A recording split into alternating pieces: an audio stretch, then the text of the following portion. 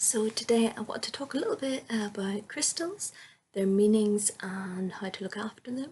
There's loads of crystals, so I'm just going to go through a few of my favourites and a few of the common ones and sort of ones that can be used in sort of different situations.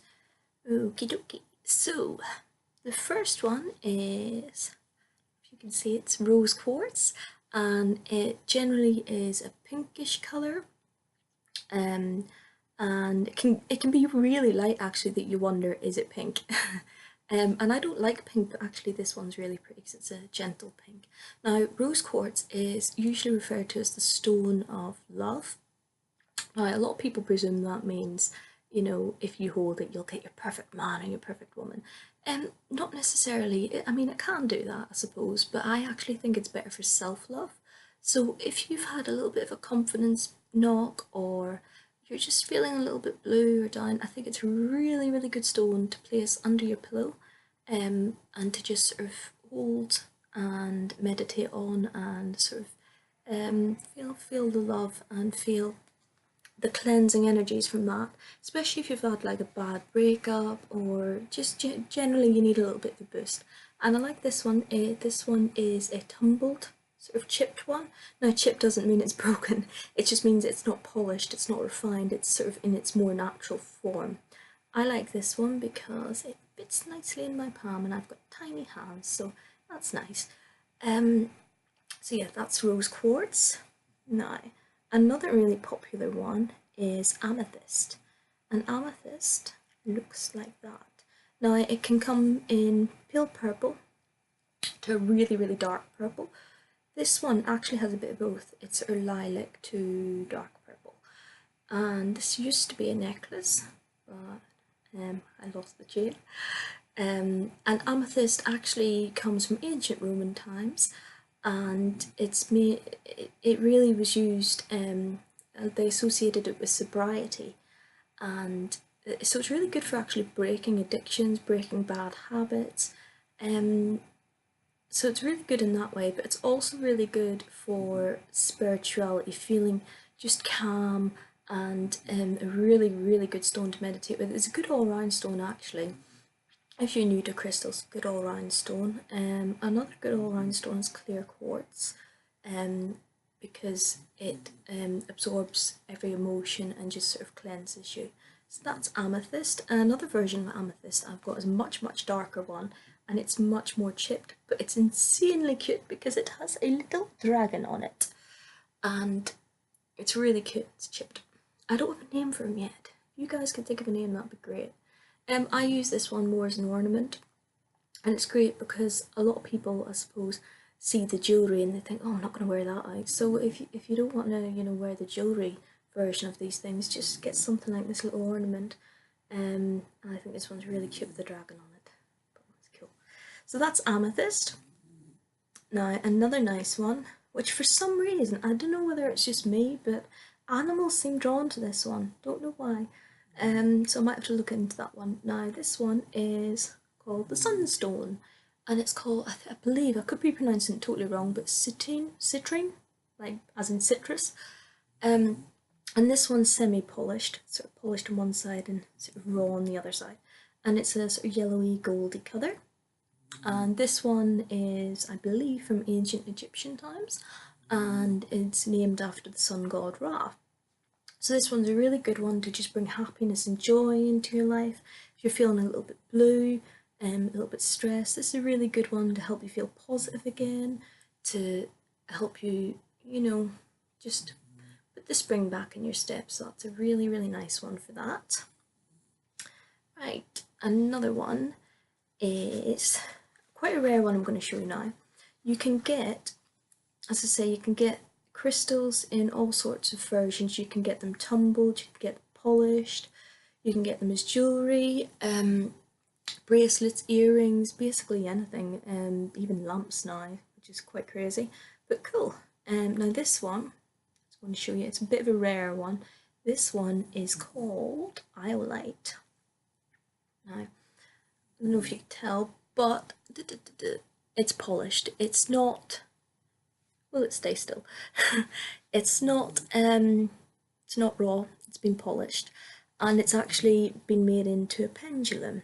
Now, anyone into spirituality, pendulums are sort of good for asking questions, but you know, I don't think you need to be into spirituality to be into crystals. I think they're from nature, so they're generally just, they can just be pretty. They don't need to be spiritual. They could be metaphysical. They could be just for, you know, feeling nice, or just for jewelry or decoration. But anyway, iolite was actually a Viking stone, and due to language barriers, we're not quite sure. Well, I'm not quite sure whether it basically meant to find oneself when you're lost. Now, that could mean when they were lost at sea physically, or it could mean mentally when they were lost in their head. But either way, it's a really good grounding stone, especially for people with panic attacks, maybe PTSD, things like that. It's a really, really good stone for that. To just hold it, to meditate with it, even, you know, sleep with it under your pillow or something.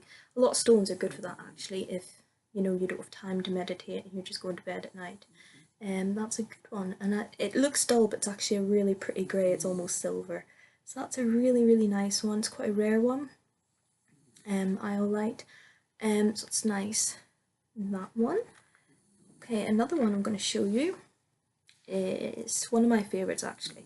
It is black tourmaline, and it's a really, really nice one. And this is sort of the most common version I think you'd get. Like if you searched online, you would get these chip bracelets, they're called. Now black tourmaline, it's like a jet black, is really, really good for repelling negativity and basically, you know, keeping toxic feelings, toxic situations, toxic people at bay. So if you're sort of going through a moment of conflict, whether it's within yourself, with others, you know, maybe your work stressing you out, it's a really good stone to have. It's also, some crystals are more in tune with other star signs, more in tune with other personalities, if you believe that sort of thing. And I'm a Scorpio, and actually I found out after I got my first black tourmaline, not this one, I got a little sort of ornamental one some years ago, but I actually read that black tourmaline is, Scorpios are drawn to it, so yeah, I was drawn to this. The other star signs I believe are drawn to are Pisces, Sagittarius, and Leos. Good for those star signs as well if you're feeling a little bit stressed out. Really nice grounding stone. It's actually one of the few stones that don't need cleansing or charging, which I'm going to talk a little bit about in a minute. But yeah, that one's cool. And as well, if you're someone who doesn't like wearing a lot of crystals, you know, showing off loads of colours or anything, it's a really good one to just wear as every day, you know, like an everyday um, jewellery, so that's good that way. So that's a little bit about the crystals. I also have, I forgot about these actually. These ones are earrings. I know you can't see them very well, but they're sort of like a dark blue, and they're called lapis lazuli. And again, they're from ancient Egyptian times. A lot of these stones really date back like centuries, and lapis lazuli was known as the royalty stone. So I think if you basically lived in ancient Egypt, I don't think you would find sort of a peasant wearing them. I think you would have to be pretty high up, you know, like Cleopatra status, to wear them. And as far as I know, I don't know as much about those ones, but as far as I know, they're very good for connecting to your higher consciousness, for, you know, really reaching higher levels of yourself and connecting with your source. That one's nice. Another one I'm going to show you is, especially I think, as I've mentioned, clear quartz is really good if you're new to crystals and gemstones, because all round. Another good one, it's an all-rounder, is maybe a chakra bracelet or necklace. And I have one here which I think is super pretty. Now that one, ooh, it's spinning. I don't know what that means. But it's got basically every colour of your chakra there. It's got a little bit, it's got jade, it's got tiger's eye, it's got amethyst. And the tree of life basically means that everything comes in a cycle. You know, what is dead is reborn, a bit like the seasons. So yeah, that one's really pretty, and it goes with a lot of stuff because, you know, it's every colour there.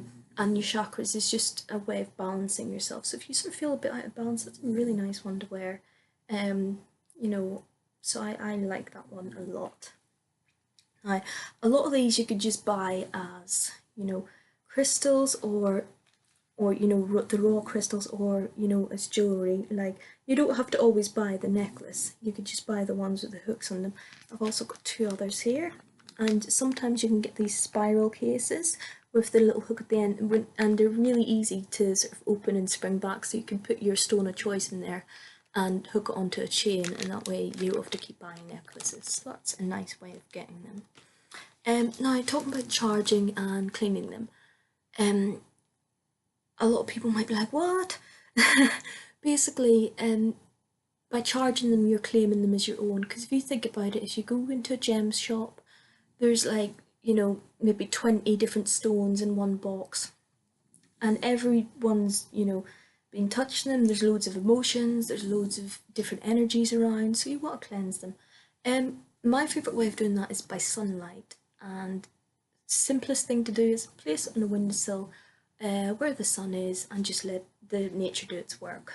Another one to do is by water, and with that you can run it under a tap, but I don't think that's as effective as having a little bowl, a little bit of salt, and placing your crystal in there and let it just soak and clean that way. Another one is by air, so basically the elements. Another one by air is really good, and you could stand out in the wind, but that's not very practical.